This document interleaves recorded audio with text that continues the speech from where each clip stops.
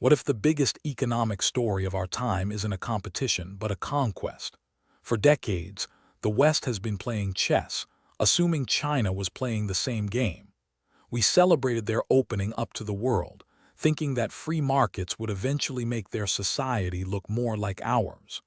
We saw the booming cities, the new middle class, and figured it was history playing out exactly as we'd predicted. But Beijing was mastering a completely different board. They developed a cheat code, a system that fuses the raw, wealth-generating power of capitalism with the absolute, top-down control of an authoritarian state. This isn't about who has a better economy. It's about a total rewiring of global power. And the shocking part, the United States, the architect of the current global order, doesn't even have the rulebook to this new game.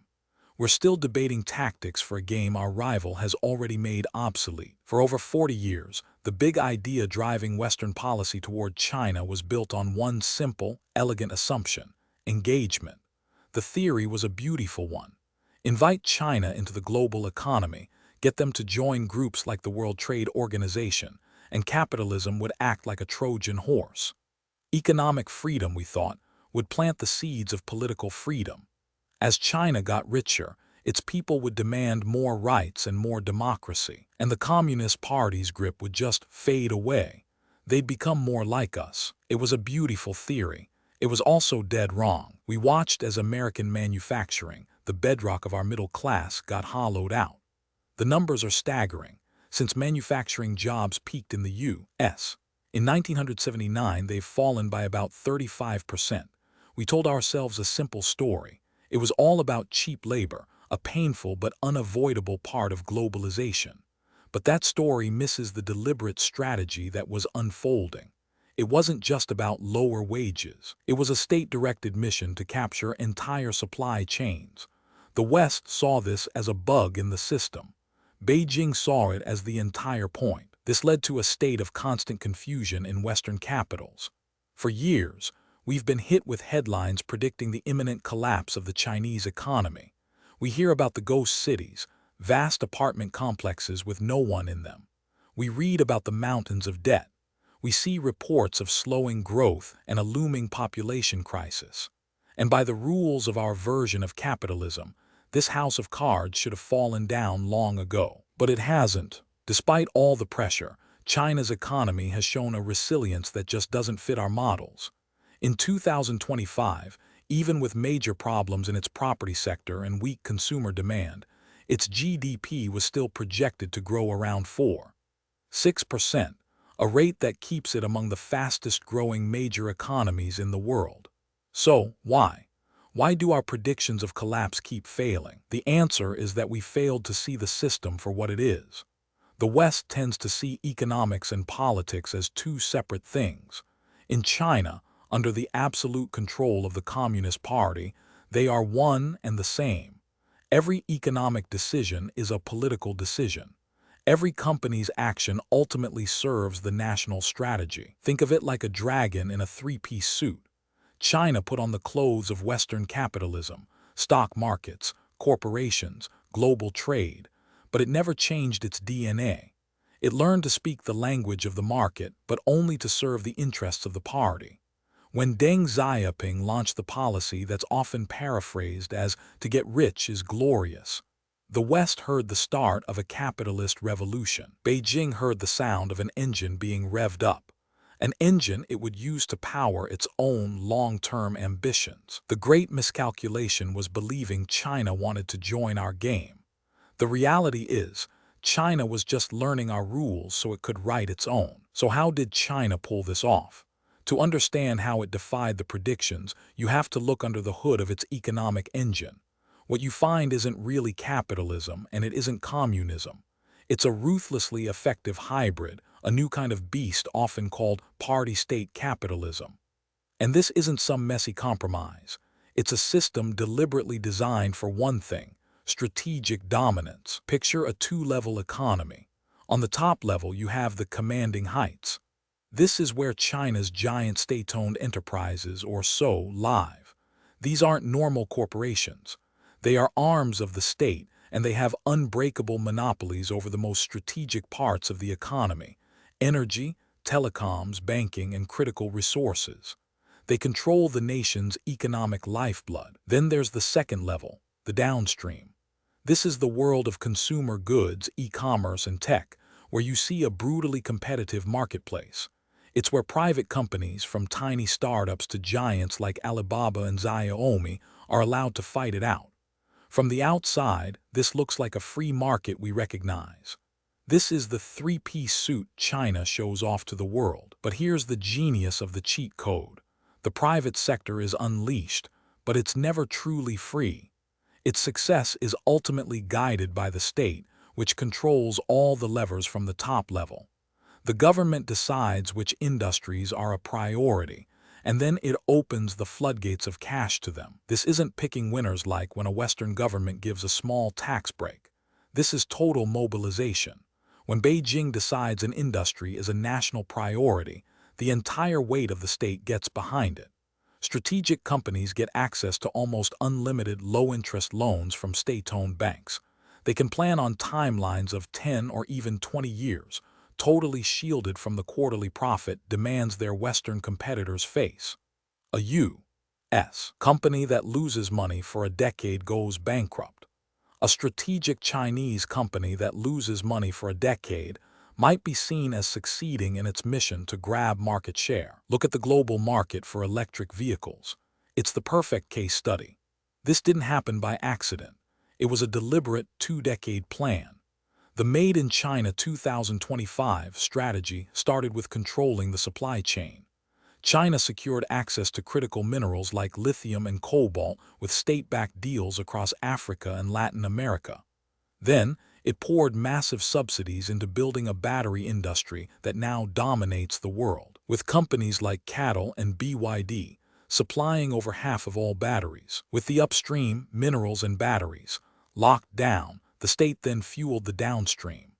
Billions in subsidies for car buyers and a government-led rollout of charging stations that dwarfs the rest of the world combined created a huge domestic market. By 2024, sales of new energy vehicles in China hit over 11 million, making up nearly two-thirds of the entire global market.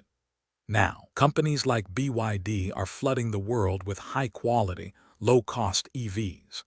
It's even plausible that by 2026, China could be selling more EVs than the total number of all cars sold in the USA. We saw the same playbook with solar panels, where Chinese state support created so much product it drove American and European companies out of business. It's happening now with wind turbines and telecom gear. The pattern is always the same.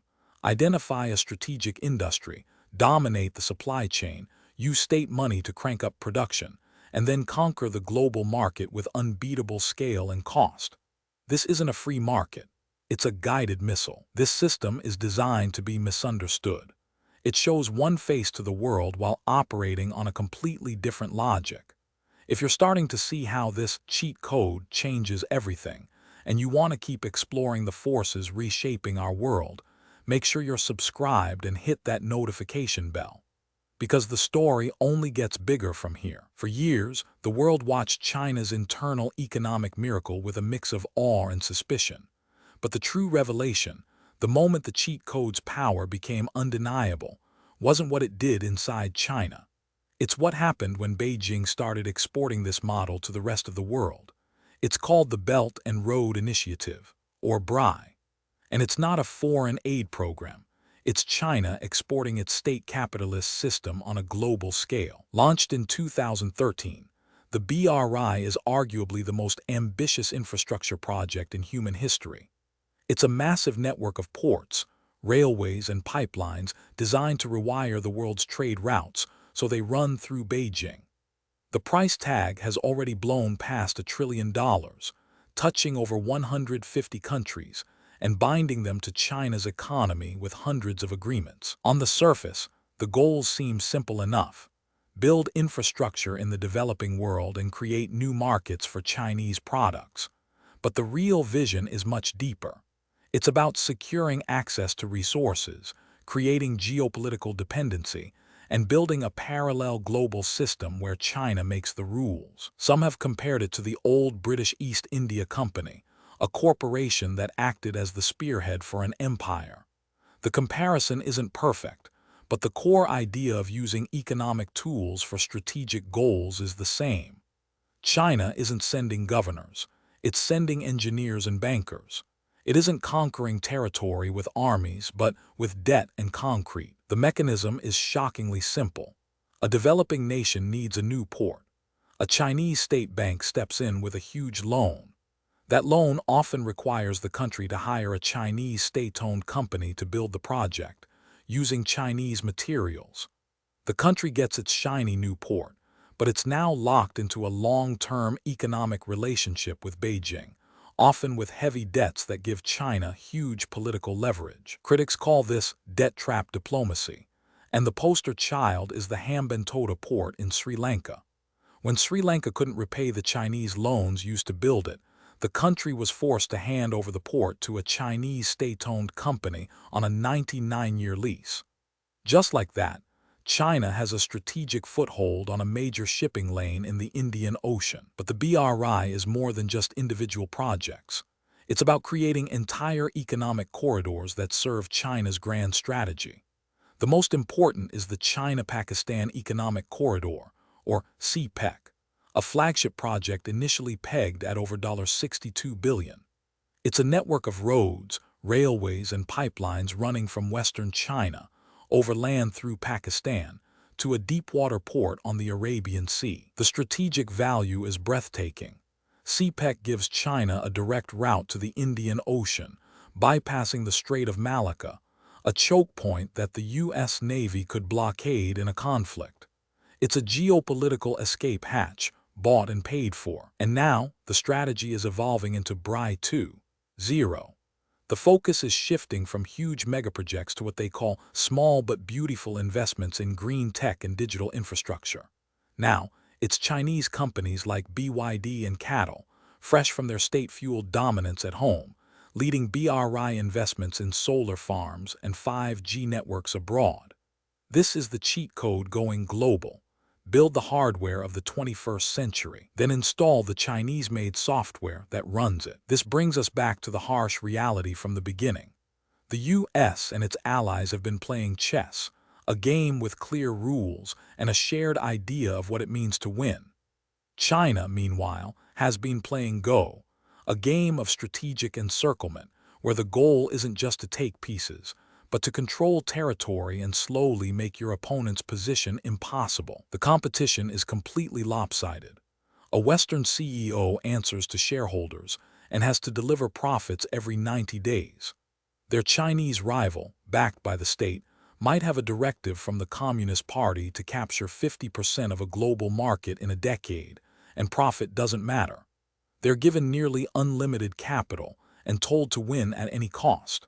How does a free market company compete with a company that doesn't have to make money? The simple answer is, it can't. Our free market model isn't just outgunned. It's not even built for this kind of fight. U.S. laws are designed to break up American monopolies. They have no answer for a foreign state that acts like one giant, coordinated monopoly on a global scale. Our trade policies treat China's state-owned giants as if they were just regular companies, not instruments of national power. The Western response has been slow and fragmented. Initiatives like the G7's Partnership for Global Infrastructure and Investment are well-intentioned alternatives to the BRI, but they are a drop in the ocean. They lack the central command and sheer scale of capital that Beijing can deploy instantly. China has over $1 trillion in motion for its plan. The Western alternatives are a tiny fraction of that. To make matters worse, under Xi Jinping, the party's control over the economy has only gotten tighter. The line between a private Chinese company and the state is now so blurry it's almost meaningless. Tech giants must have Communist Party cells inside their corporate structure. Billionaire founders who step out of line can vanish for months. The message is clear. You can get rich, but you work for us. Your company, your technology, your global reach, it's all an asset of the state. This is what makes China's push for new quality productive forces so alarming. This isn't just talk. It's a state-directed mission to dominate the industries of the future: AI, hydrogen, biomedicine, and even flying cars. While the West debates industrial policy, Beijing is already executing a plan to seize the commanding heights of the 21st century economy. The implications are chilling. China isn't just trying to be a bigger player in the current world order. It is building a parallel, Sinocentric system with its own trade routes, its own tech standards, its own banks, and its own currency for trade. What happens when enough countries decide that Beijing's model is a faster path to development? What happens when the world has a real alternative to the dollar and the IMF? The US is just now starting to wake up, reluctantly adopting its own forms of state intervention in chips and critical minerals. But it's a defensive move, an admission that free market purity isn't enough to meet this challenge. It's fighting a rearguard action in a game whose rules were changed without its permission. For half a century, we in the West held an unshakable belief that our system of free market capitalism and democracy was the ultimate destination. By engaging with China, we thought we were exporting our values and molding them in our image. The great irony is, we did succeed, just not how we imagined. We didn't export our ideology. We exported our tools. We handed over the blueprints to the most powerful wealth creation machine ever devised, capitalism. But we did it without the instruction manual, the rule of law and democracy that keeps that power in check. China took those tools and fused them with its own system of centralized, authoritarian control. The result is a hybrid monster that weaponizes the market for geopolitical conquest. It's a system designed not to compete within the world order, but to replace it. The one big idea we bet on, that economic integration would lead to political freedom, has been turned completely on its head. Instead, we armed our greatest rival with the power to challenge the very world we built. We thought we were playing the long game. We're only now realizing we might have been played. So the question is no longer about how we can change China. The real question is, can a decentralized, profit-driven, and politically divided West actually compete against a centralized, state-directed civilization that's playing a totally different game? And the most terrifying thought of all is, what if the game is already over?